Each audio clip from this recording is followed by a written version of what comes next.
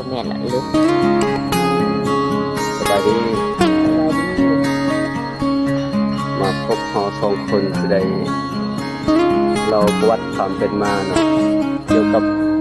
ประวัติศาสตร์เกี่ยวกับประวัติศาสตร์ของยุโรปสมัยกลาง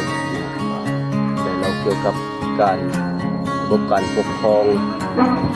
การเคลื่อนไหวเกิดขึ้นในสมัยยุคกลางในศตวรรษที่4ถึงศตวรรษยุคยุโรปสมัยกลางนี้แต่ตอนนั้นเขาเรียกว่าเป็นเขาหลายนักวิทยาศาสตร์หลายคนบอกว่าเป็นมืดแต่ว่าเขาจะมีทำเป็นทางศาสนาความศาสนาจะมีความเป็นอะไรปฏิบัติธรรมของเราเขาเชื่อในทางศาสนาเป็นต้นถ้าว่าในสมัยนั้นมีเวลาที่เอาเป็นเจ้าสิริสององค์แล้วมีกษัตริย์องค์ใหญ่สององค์เขาได้แบ่งระบบกลางออกเป็น2ส่วนคือว่าระบบกลางเป็นออกตกองค์กษัตริย์2องค์ก็เกิดมีศาสนาคริสต์เป็นหลักเป็นศาสนามีความโดดเด่นและพระเจ้าได้สร้างบางสิ่งบางอย่างที่ว่าเป็นตำนานของพระเจ้าในระยะนั้นเฝ้าไว้ในปัจจุบันแต่ว่าศาสนาคริสต์ที่ว่า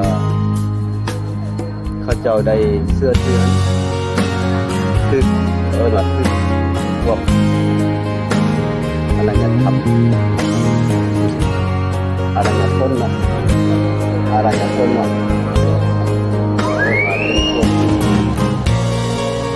เป็นพวกเขา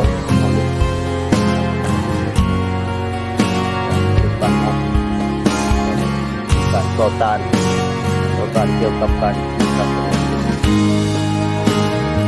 โค่นล้มก็ลุกขึ้นคนล้มนะพระองค์กษัตริย์ลงกาย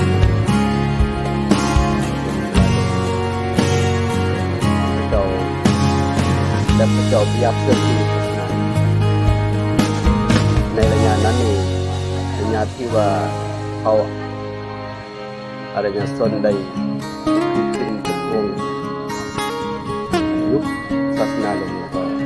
สิทธิขององค์กษัตริย์ของเจ้าชีวิตก็สุดโทรมลงเลยสุดโทรมลงเมื่อว่าเขาเจ้าศาสนาสุดโทรมลงก็สิทธิอำนาจของเจ้าชีวิตของกษัตริย์ก็สุดโทรมลงคันว่าศาสนาเข้มแข็งขึ้นสิทธิอำนาจของพระเจ้าเข้มแข็งแม่นได้เนาะในระยะนั้นโลกสมัยกลางจะมีแต่สงครามเนาะจะบ่มีการศึกษาห้ามเพียรจะบ่มีเวลาศึกษาทุกคนจะมีแต่สู่ฮกกันจะบ่ได้ศึกษาห้ามเพียรในระยะนั้นเป็นแต่ว่าผู้เป็นเจ้าเป็นนายเนาะได้เพียงคือคนธรรมดาคือสามัญชนทั่วไปจะบ่มีโอกาสได้ศึกษาห้ามเพียรจะได้เรียนในสถานที่สำคัญส่วนหลายทุกวันนี้มีแต่เจ้าตัวกันอย่างเดียวกับการศึกษาเจ้าอยู่มีการศึกษาคนที่สมัยนี้คนจะมีทางได้เรียนเพื่อถึงในยุคสมัยกลางที่เป็นเรื่องนั้นจะมีแต่การสังคมแล้วในระยะนั้นโลกมันจะแบ่งออกเป็น2ส่วนที่เจ้าเอามาไม่ต้องเป็นโลกแล้วศาสนาของเขาอาจจะเป็นคือศาสนาคริสต์นะ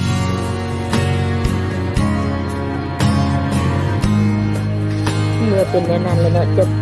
สำหรับยุคกลางนี่เป็นยังคือเอาศาสนาคริสต์เนี่ยเป็นศาสนาประจำชาติ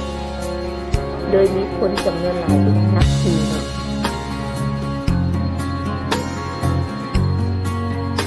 ผู้ที่แบ่งโรมันออกเป็นสองส่วนนี่เอิ้นว่าเป็นจักรพรรดิไดโอลิเทียนนะ ไดโอลิเทียน ไดโอลิเทียนเป็นผู้ ได แบ่ง โอลิเทียน แบ่งมา เมื่อเป็นนั้นแล้ว โรมัน ยุคกลางก็จะได้สิ้นสุดลงเนาะ